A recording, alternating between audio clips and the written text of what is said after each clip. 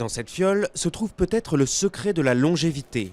Il s'agit d'un extrait de fleurs de Geto, une plante traditionnellement consommée dans la préfecture japonaise d'Okinawa.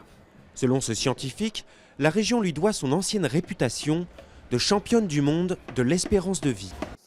Les habitants d'Okinawa ont toujours mangé du mochi en décembre. C'est une sorte de pâte de riz entourée d'une feuille de Geto. On dit que cela évite aux enfants d'attraper un rhume et cela leur donne de la force et de la vigueur. Preuve en est faite aujourd'hui.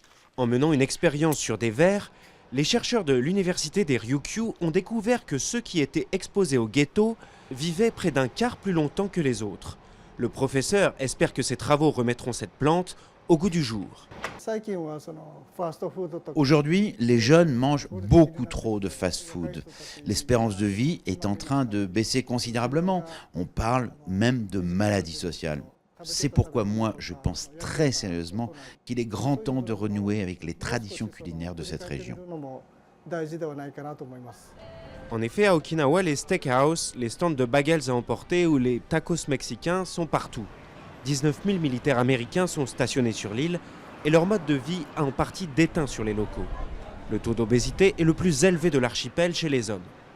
Mais sur ce marché, le ghetto refait doucement son apparition, notamment sous des formes inattendues. À Okinawa, on consomme le ghetto en infusion depuis toujours, et ça vous rajeunit. Et puis on peut aussi fabriquer ce genre d'eau de beauté, sans alcool, à partir de la plante. Il faut l'appliquer sur la peau après le bain, c'est très efficace contre les rides. À quelques kilomètres de là, dans les champs de Geto, les agriculteurs entrevoient aussi l'espoir de faire revivre leur commerce. Nous ne voulons plus nous contenter d'Okinawa. Nous voulons conquérir le marché international et exporter le ghetto.